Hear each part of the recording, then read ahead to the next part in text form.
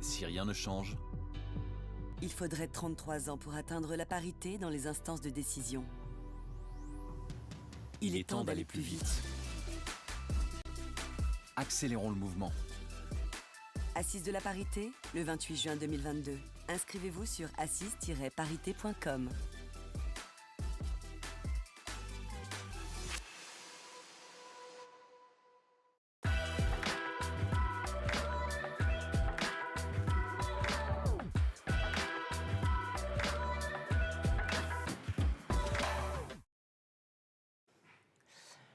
Bonjour à tous, j'ai l'immense plaisir de vous partager avec vous cet atelier sur accroître la parité par une meilleure communication. Un atelier qu'on a préparé ensemble avec Edith Lassia, que je laisse se présenter. Bonjour à tous, merci pour cette opportunité de parler d'un sujet qui est quand même essentiel, c'est la communication évidemment, puisqu'on parle de parité entre hommes et femmes. Alors, pour me présenter rapidement, moi, je suis spécialiste du Women Empowerment, Leadership for Women. Après une longue trajectoire, j'ai passé 20 ans à prendre le beau et l'excellence dans le luxe, notamment chez Cartier, Yves Saint Laurent. J'ai eu des mentors comme Alain-Dominique Perrin, comme Jean-Louis Servan-Schreiber, qui sont des hommes qui ont vraiment laissé beaucoup de part aux femmes dans les années 80, parce que j'ai vraiment occupé des fonctions importantes dans ces époques-là. Aujourd'hui, je suis mentor de la Fédération internationale des universités catholiques et à ce titre, j'aide des femmes, des présidents d'universités, des managers, des rectrices, partout dans le monde à développer leur puissance, leur charisme. Je suis passionnée par l'art, je suis artiste depuis 20 ans, artiste plasticienne, sculpteur, peintre. Et j'ai un magnifique cadeau dans ma vie qui est un filleul autiste qui m'a permis de découvrir ce que c'est que la communication, y compris avec des gens qui ne peuvent pas communiquer, l'indicible. Je suis écrivaine, j'écris beaucoup et amoureuse ascendant hédoniste, c'est-à-dire que pour moi, la communication, c'est vraiment une complémentarité entre hommes et femmes. Et j'ai un grand plaisir à travailler dans le masculin avec les hommes parce que j'ai compris que c'est ensemble que les choses se construisent. Voilà. Nous voilà armés pour attaquer ce sujet fondamental. Moi, je suis Caroline Delapalme, éditeur de la plateforme média Good Vibes, qui inspire et stimule les collaborateurs par l'envoi récurrent de vidéos interactives sur les grands sujets qui occupent les entreprises aujourd'hui, que ce soit la RSE, que ce soit les attitudes et les comportements, le management hybride et bien sûr la parité, puisque nous avons développé une collection qui s'appelle La Petite Voix et dont je vous parlerai tout à l'heure, dédiée à la parité justement et donc la diffusion de la communication de ce sujet en entreprise. Par ailleurs, fondatrice de Visigo, qui est une agence qui a 16 ans aujourd'hui et qui est la fabrique de vidéos de Good Vibes. Et puis, experte en stratégie de communication, mère de 4 enfants et alpiniste qui fait de moi une femme qui aime grimper les montagnes au sens propre comme au figuré.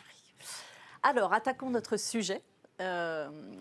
Edith, je te laisse peut-être partager avec nous les résultats de ton étude. Oui.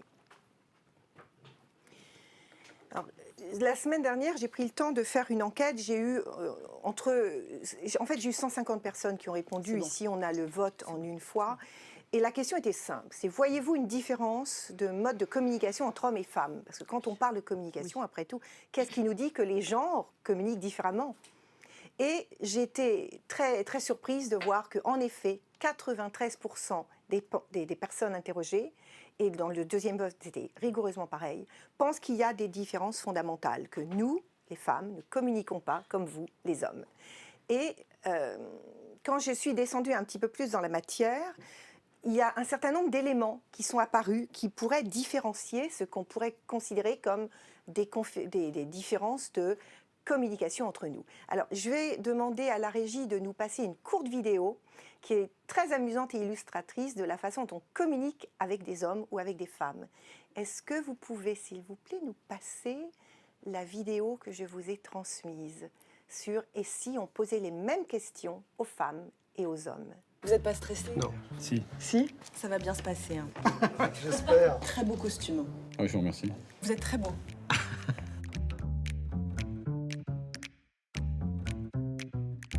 Nicolas Hieronymus, Jean-Marie Triton, Thierry Déo, Cédric O, Philippe Zawati, Xavier Niel, François-Henri Pinault, Frédéric Mazella, bonjour. Bonjour. Bravo pour votre parcours exceptionnel. C'est très rare d'occuper de telles fonctions pour un homme de votre âge, on n'est pas habitué. Vous avez droit à quel genre de commentaires, parce que ça a dû en étonner plus d'un? Non, en fait, je me pose pas cette question-là. Vous trouvez pas que c'est encore dur pour un homme, alors qu'on est en 2022, de privilégier sa carrière? Pas trop en 2022. Moi, ce qui a été difficile pour moi, c'est de trouver le bon équilibre entre la vie personnelle et la vie professionnelle. Et c'est pas évident. Et là, si vous pouviez vous adresser à des jeunes hommes qui pensent même pas à se lancer dans ce genre de carrière, qu'est-ce que vous pourriez leur dire?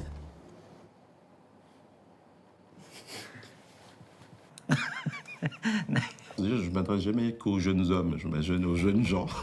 Vous avez un poste dans lequel vous doutez certainement tous les jours. Comment vous gérez le syndrome de l'imposteur? Je doute. Pourquoi? Non, je doute pas.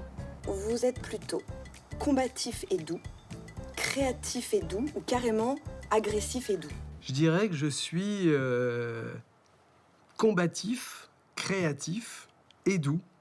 Et doux. Ah oui, pas tous les hommes sont doux. On est tous doux, bah Ah oui. Le mot doux ne doit pas être celui qui me caractérise le plus. Est-ce que vous arrivez à pas vous laisser submerger par vos émotions? Parce que toute cette charge mentale, parfois ça donne envie de sortir de ses gonds, non? Ah oui, ça m'arrive. Hein. C'est pas... Mais je crois que ça arrive à tous les hommes. C'est pas... Bien sûr. Même s'ils ne l'admettent pas. Et on va passer maintenant au vrai sujet. C'est quoi votre morning routine? Alors je me lève, je prends ma douche. J'essaie de me laver. Je regarde mon téléphone. C'est le journal. Je vais prendre un café. J'ai un produit génial, c'est Augustinus Bader, une petite crème, c'est un truc de fou. Est-ce que vous avez une adresse beauté à Paris? Bah non. Pas petite salutation au soleil à 6h du matin, Miracle Morning, tout ça? Non. Et on arrive déjà à la dernière question, mais que je suis obligée de poser parce que tous les journalistes la posent.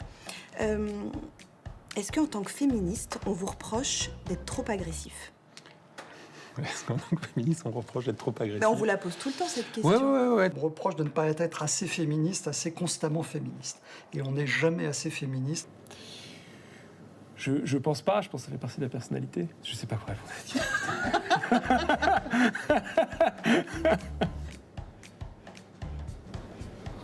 C'est pas mal.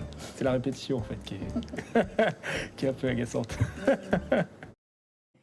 Je ne sais pas si de l'autre côté de l'écran, vous avez eu autant d'envie de rire que nous dans notre auditoire ici, qui est mixte. Nous avons des hommes, des femmes. Et c'est vrai que ça illustre bien, cette vidéo, la communication et les différences de questions qu'on pourrait poser aux hommes et aux femmes. Alors, quand j'ai creusé un petit peu plus ce sujet de « mais qu'est-ce qui nous différencie donc ?» il s'est avéré que les grandes tendances qui apparaissent, et je dirais, chez des gens qui ont peut-être plus de 30, 40 ans aujourd'hui, je ne suis pas sûre que les jeunes, les vingtenaires, la génération Z vont s'y retrouver. Mais en tout cas, je dirais la génération dont nous sommes issus semble valider que les hommes sont plus directs et les femmes plus empathiques. Alors ça se traduit par quoi? Par exemple, le sens de la hiérarchie. On est dans le domaine professionnel ici. Les hommes auraient une façon beaucoup plus directe d'appréhender la notion de hiérarchie, de leur poste, de leur fonction, alors que les femmes vont plutôt penser communauté. Donc ça peut être la prise de parole dans un comex, dans un codir, dans des réunions, où on va avoir, nous, peut-être plus tendance à trouver une harmonie, un consensus entre les personnes, alors que les hommes vont directement aller straight to the point, de façon hiérarchique, tel sujet, et on y va directement. La parole systématique pour un homme. On prend la parole parce qu'on a le micro, parce qu'on a la possibilité de la prendre, on la prend. Alors que les femmes, encore une fois, on va prendre généralité, certaines d'entre vous qui ont peut-être glissé du côté du yang ne le vivront pas, mais ont une parole utile. Si c'est utile que je parle, je le fais. Sinon, j'écoute, j'attends que ce soit vraiment le bon moment. Il y a une écoute active qui est supérieure chez nous. On dit aussi que les hommes préfèrent à la limite dire quelque chose qui n'est pas juste, mais ils pensent que le pardon arrivera plus vite que la permission. On n'a pas besoin d'une permission pour dire, on dit, puis si on s'est gouré, c'est pas grave, de toute façon on sera pardonné. Alors qu'une femme va chercher davantage besoin de validation, elle a besoin de quelque chose de plus solide, de plus sûr, de plus clair. Beaucoup de confiance chez les hommes, on l'a vu dans cette interview. Vous doutez 5 secondes de blanc, le doute, non. Syndrome de la bonne élève chez beaucoup de femmes. On le voit dans Léa Salamé l'été, quand elle fait ses femmes puissantes. Beaucoup nous disent « j'ai eu le syndrome de la bonne élève, syndrome de la perfection ». Alors, est-ce que déjà vous vous retrouvez là-dedans? Une des personnes que je mentore, qui est membre de Codir, ex-VP d'une grande maison de couture, me disait « je dirais que les hommes, dans leur mode de communication, cherchent à se positionner dans une hiérarchie, alors que les femmes cherchent davantage à comprendre et être comprises. Besoin d'être validées, y compris émotionnellement. Lors d'une réunion de travail, les femmes prennent la parole si elles ont quelque chose qu'elles jugent important à dire. Elles vont chercher l'adhésion avant d'agir. Les hommes, quant à eux, s'exprimeront, quoi qu'il arrive, souvent avec plus de confiance en eux. Est-ce que vous vous retrouvez aussi là-dedans? Est-ce que vous faites partie de ces femmes ou de ces hommes qui ont ces typologies de comportement? Alors, je suis allée chercher du côté des brain types. Et du côté des cerveaux, il y a des observations qui étaient faites, des études, et surtout aux États-Unis. Et je vous ai mis 2 petites images pour illustrer. Il y a à gauche le cerveau très compartimenté avec les petits cubes. Et puis cette espèce d'image où toutes les connexions on touche une zone, toutes les zones sont connectées. L'homme serait plus monotâche, la femme plus multitâche. Quand on parle d'un sujet, pour l'homme c'est un sujet, c'est la boîte, et c'est que cette boîte. Une femme, la boîte, tout est interconnecté. La maison, d'autres soucis, comment on va gérer. Enfin, nous avons un cerveau qui va se démultiplier. Réactivité immédiate aux infos, alors qu'il y a une vision plus inclusive et globale au féminin. Focalisation sur un sujet dans sa dominante, alors que la femme va avoir plus d'attention aux détails. On peut parler de cerveau gauche, cerveau droit dans ces cas-là. Tendance à analyser, empathie plus vaste pour nous. Langage plus centré, plus court. Langage plaisir, plus émotionnel, plus ouvert pour les femmes. Une orientation efficacité et logique pour les hommes quand il y a une subtilité auditive, nous sommes plus sensibles au bruit et aux captations de signaux. Et puis compétitivité d'un côté et sociabilité et intuition de l'autre. Donc ça, c'est ce que les tendances donnent sur les comportements intergenres, parce que c'est aussi bien aux États-Unis qu'en Europe. On est vraiment sur des échelles larges. Alors, de la même manière, posez-vous la question, est-ce que vous vous retrouvez dans ces 2 dimensions? Alors, je vais passer maintenant la parole à Caroline, parce qu'on voit bien qu'on parle de quelque part du syndrome de confiance en soi, syndrome de la bonne élève. Et là, je te parle de... Et oui, parce que là, dans tous les différents ateliers à laquelle j'ai participé ce matin, il y a le sujet du rôle modèle. Et le sujet du rôle modèle, en fait, il apparaît tout le temps. Alors, c'est quoi le sujet du rôle modèle, hein? Un rôle modèle, c'est quelqu'un qui va vous inspirer. C'est quelqu'un qui...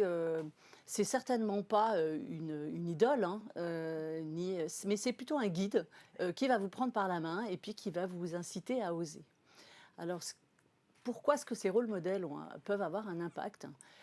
C'est aussi beaucoup parce qu'il y a ce qu'on appelle le syndrome du « I am not good enough ».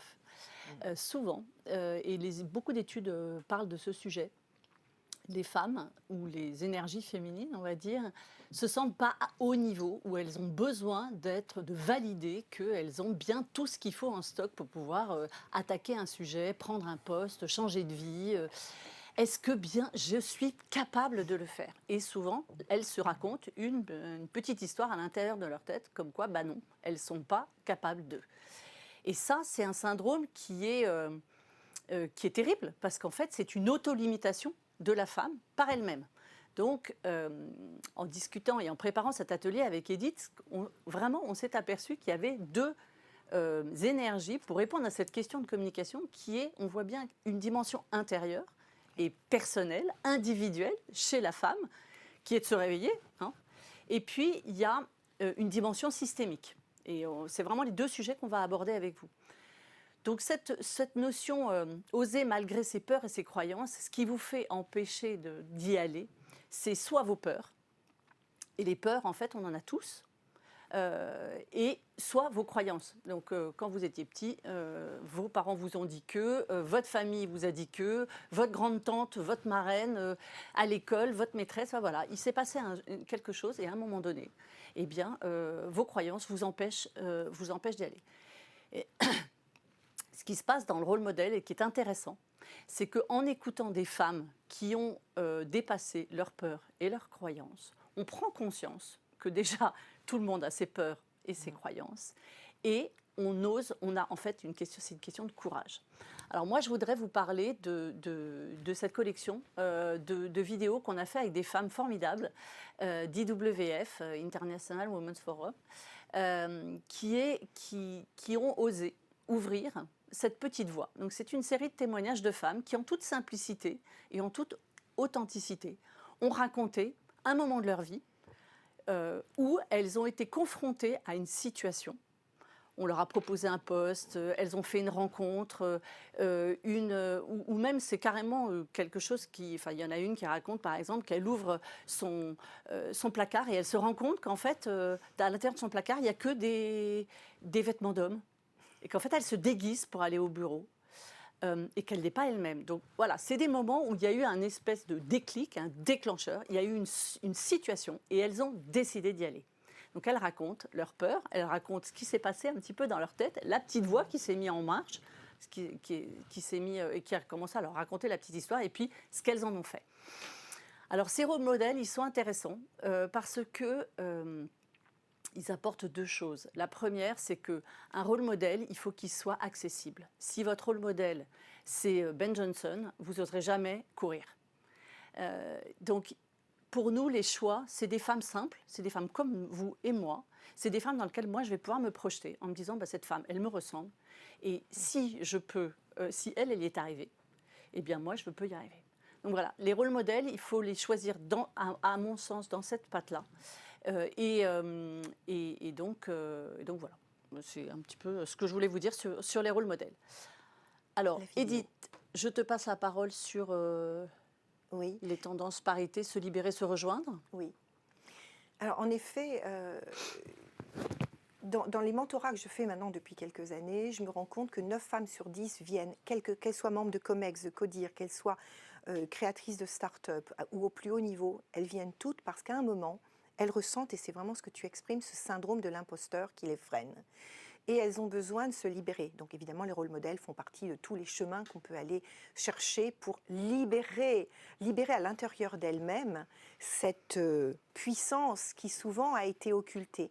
Mais 9 hommes sur 10 qui viennent me voir viennent aussi pour quelque chose qui est très intéressant. Ils en ont assez de jouer les gorilles à dos argenté. Et en fait, ils veulent exprimer leur part féminine, c'est-à-dire leur sensibilité. Parce que de même que tu dis, quand elles ouvrent leur armoire, elles ont l'impression d'avoir tous les codes masculins, c'est-à-dire d'avoir endossé des rôles d'hommes. Je crois que beaucoup d'hommes aussi, de plus en plus, ont la sensation qu'eux-mêmes vont surjouer le masculin et vont avoir... alors qu'ils auront envie d'exprimer leur féminin d'une certaine manière, on va dire leur empathie, leur sensibilité, vont se l'interdire parce qu'ils obéissent aussi à des règles, à des codes. Et donc, l'important, c'est vraiment de libérer ce qui, en nous, va nous autoriser à prendre notre pleine place.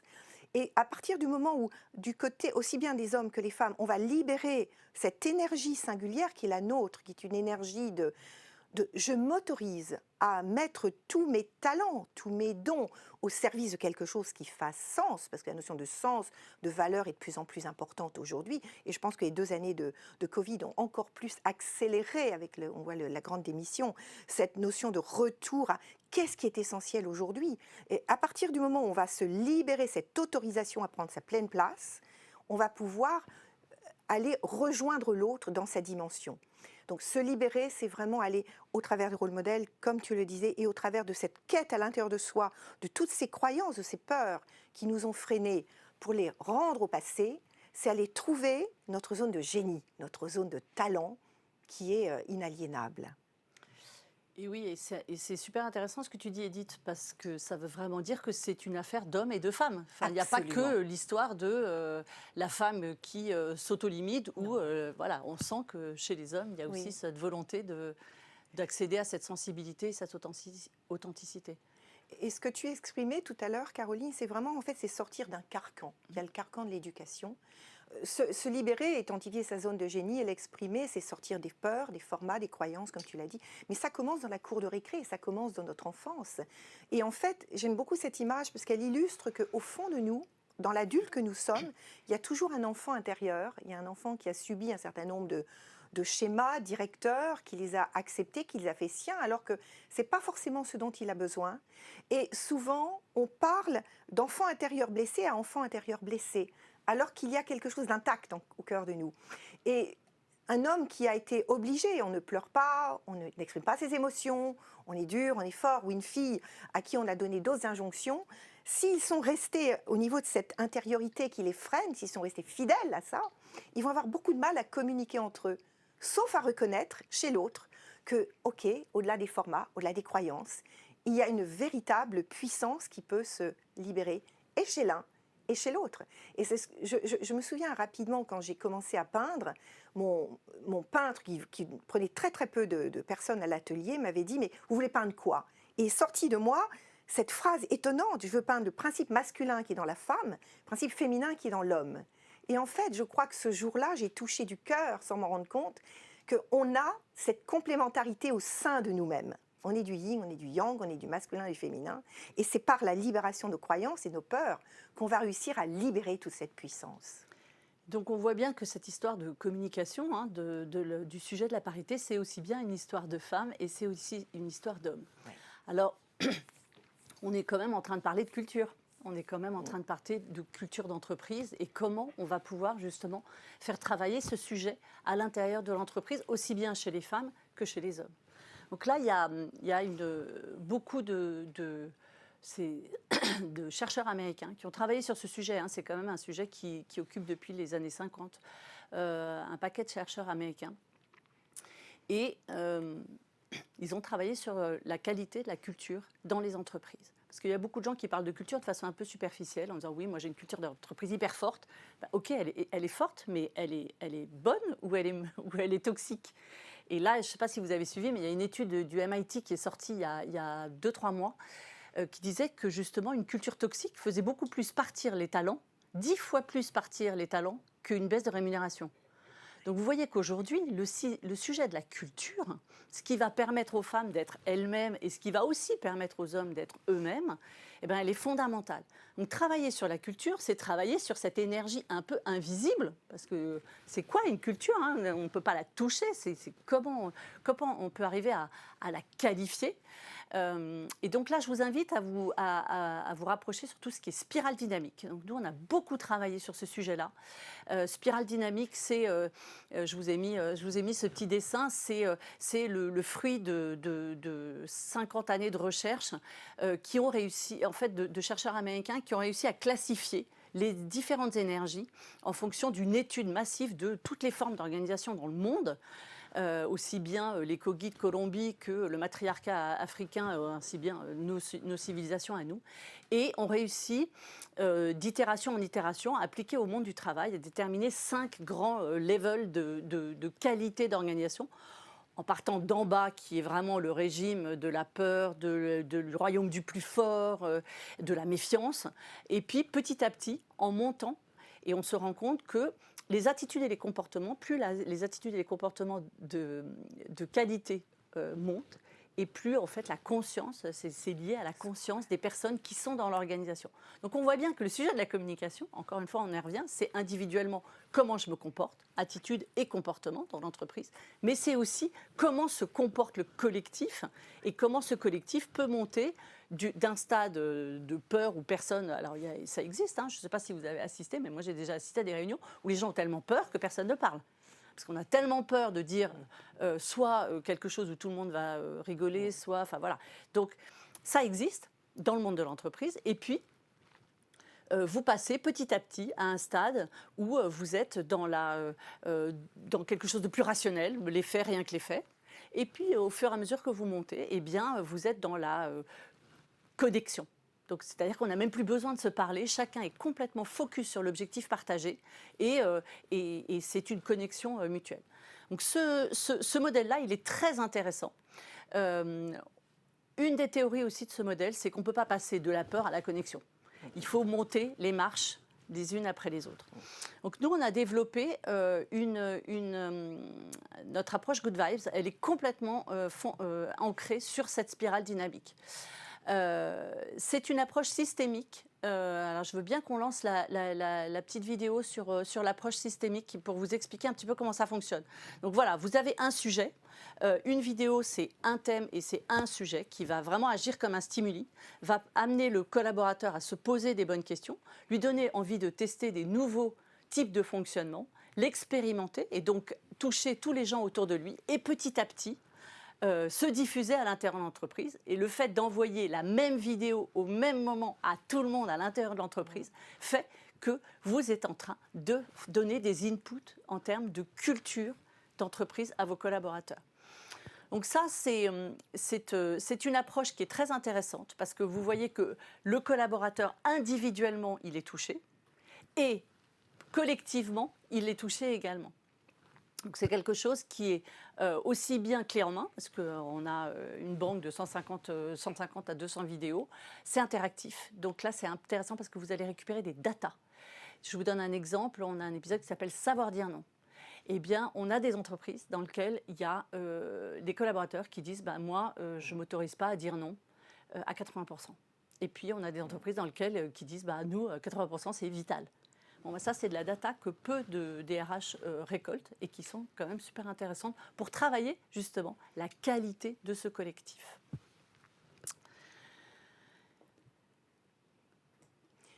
Edith, on enchaîne. Oui. Alors, quand tu dis savoir dire non, en effet, c'est un des sujets les plus importants. Savoir dire non, ça veut dire déjà respecter ses propres limites, son territoire. Dire non, c'est savoir qui on est, ce qui est important, et poser ses essentiels. Il y a des territoires non négociables. Parce que si on ne dit pas non, on finit par s'abîmer de l'intérieur et on va jusqu'au burn-out.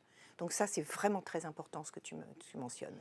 Alors, on avait envie, puisqu'on parlait de communication, de vous parler aussi de réseaux sociaux. Alors, j'ai regardé rapidement, je me suis rendu compte que, en fait, les femmes sont majoritaires sur les réseaux sociaux. Plus généralement, et sans parler des marques, elles représentent une grande part des utilisateurs, tous réseaux sociaux confondus, Snapchat, Pinterest ou encore TikTok. Mais, en revanche, sur les réseaux professionnels, LinkedIn et Twitter, eh bien, on voit davantage d'hommes. Et il y a quelques années, quand j'ai dû... Moi, en 2014, j'ai décidé de rentrer sur le marché du web, on va dire. J'ai créé le Happy Life Lab, j'ai une audience de 20 000 personnes et tout d'un coup, j'ai découvert que je devais me mettre en lumière, c'est-à-dire faire des vidéos, faire des Facebook Live et être de plus en plus présente. Et j'étais dans une communauté essentiellement masculine, mais comme le développement personnel était mon sujet, j'ai vu de plus en plus de femmes arriver. Et on s'est rendu compte que se mettre en lumière sur les réseaux, à partir d'un certain âge, je ne parle pas encore une fois des très jeunes, se mettre en lumière, savoir comment communiquer, comment se montrer, qu'est-ce qu'on montre de soi, qu'est-ce qu'on rend visible de soi, c'est pas si simple. Et je pense que, et je le vois dans les femmes que je mentore, leur présence sur LinkedIn est souvent minimaliste, c'est-à-dire un petit titre et c'est tout. Mais le pitch, par exemple, dans la communication, on parle de pitch. Comment dire en peu de mots quelque chose qui fait qu'on a envie de vous suivre et d'aller creuser. Tout à l'heure, quand tu as parlé de ton... Tu as parlé de ton alpiniste, tu grimpais les sommets autant que... C'est ça, tu as travaillé ton pitch, tu l'as préparé, tu te connais, tu sais ce que tu veux mettre en lumière de toi. Donc ça veut dire déjà bien se connaître pour savoir, par rapport à l'audience qu'on a envie de toucher, la communauté qu'on a envie de rejoindre, qu'est-ce qu'on va mettre en lumière de soi qui fait sens, qui va toucher les autres et qui nous rend authentiques. Parce que la communication, et dans toutes les... Je regardais dans Harvard Business Review, communication is about presence. Être dans la présence. La présence, c'est je sais qui je suis, je sais ce que je montre de moi et je sais comment je le fais. Et pour se mettre en lumière, il y a une autorisation. Ne pas avoir peur de son image, ne pas avoir peur de ce qu'on va montrer de soi. Il y a en effet créé le pitch. À qui je m'adresse ? Quel est l'essentiel que je veux transmettre? Quels sont les mots que je vais utiliser? Pour qu'il y ait une résonance, il y a une posture, même dans la façon de se... Oui, mais il y a une façon de se tenir.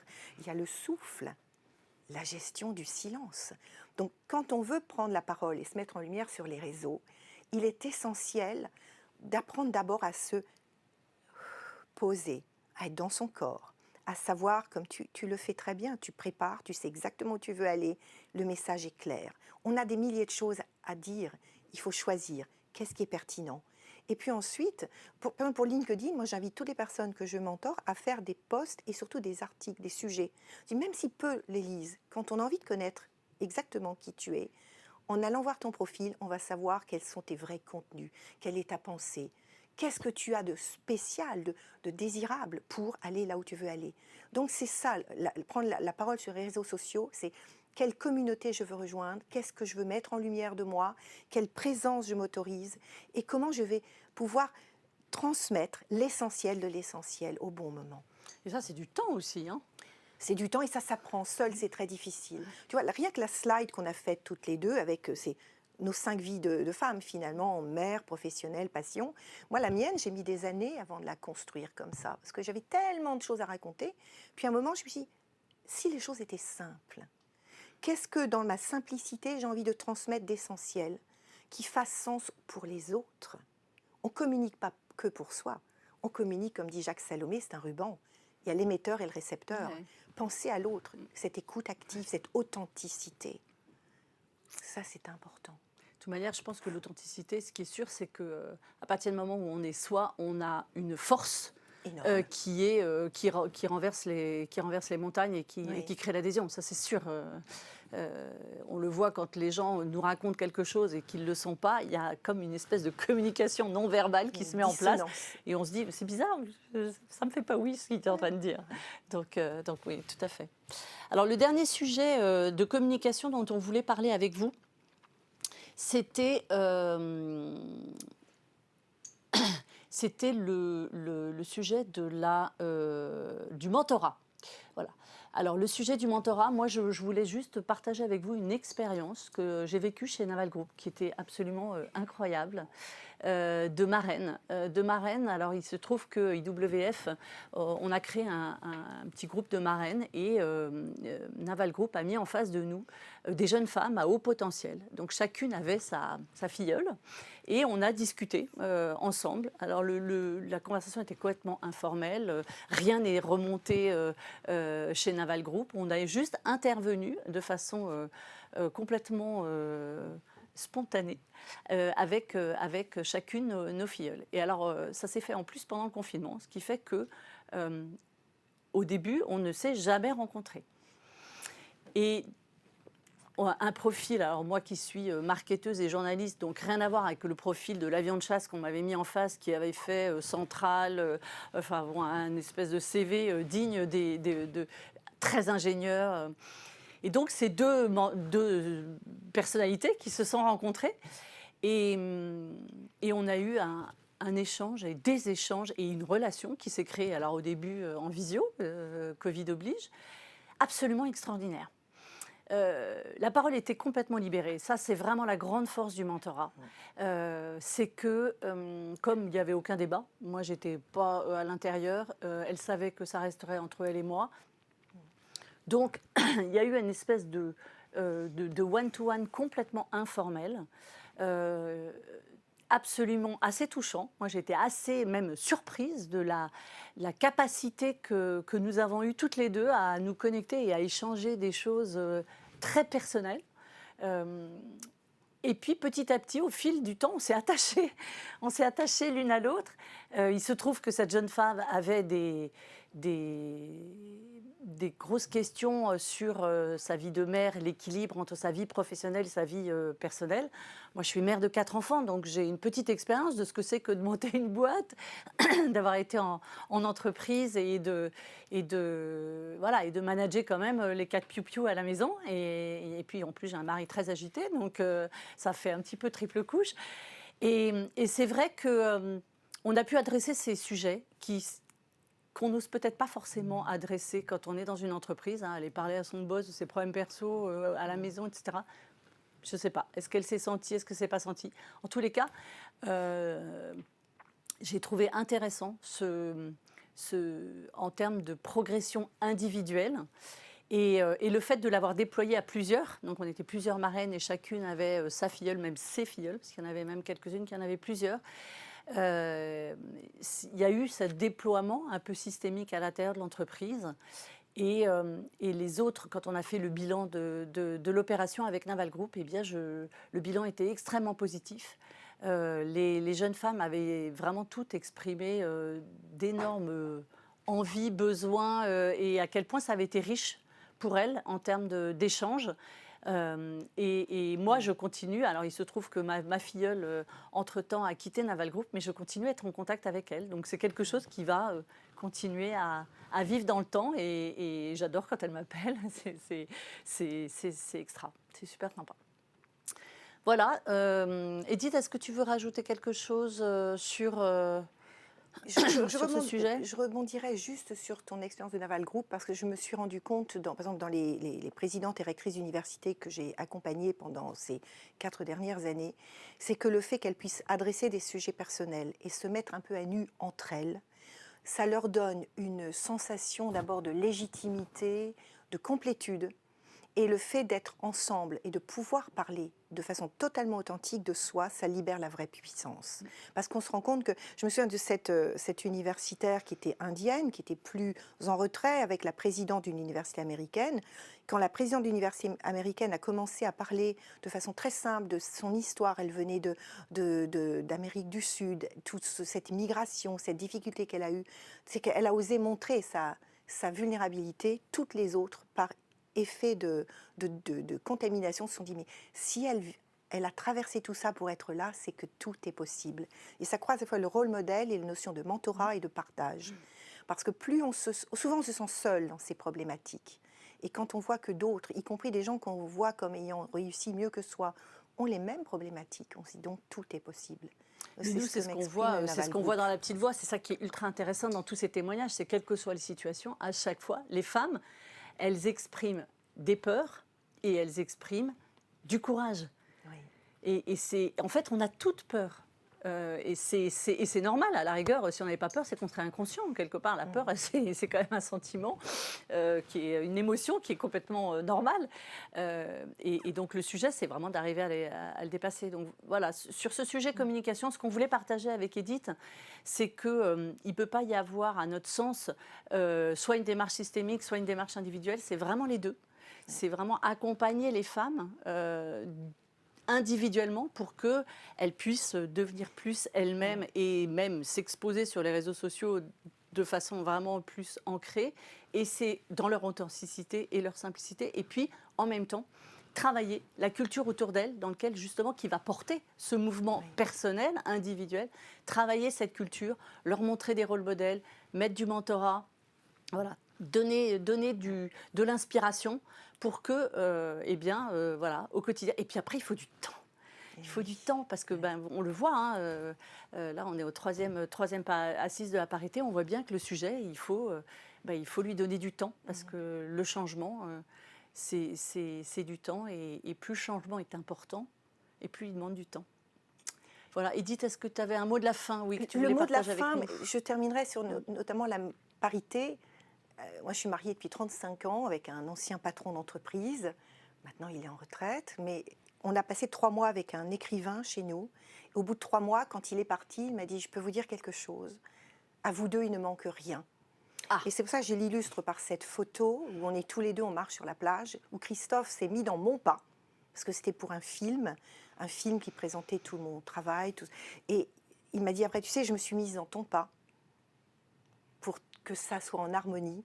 Et en fait, je crois que c'est vraiment cette notion de parité entre hommes et femmes qui me semble essentielle. C'est-à-dire qu'ensemble, on est tellement puissants et qu'il n'y a pas de peur à avoir les uns des autres, mais une construction ensemble qui peut être résolument magique pour les deux.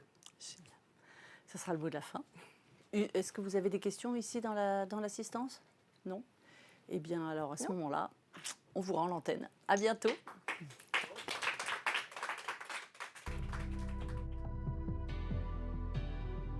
Si rien ne change, il faudrait 33 ans pour atteindre la parité dans les instances de décision. il est temps d'aller plus vite. Accélérons le mouvement. Assise de la parité, le 28 juin 2022. Inscrivez-vous sur assise-parité.com.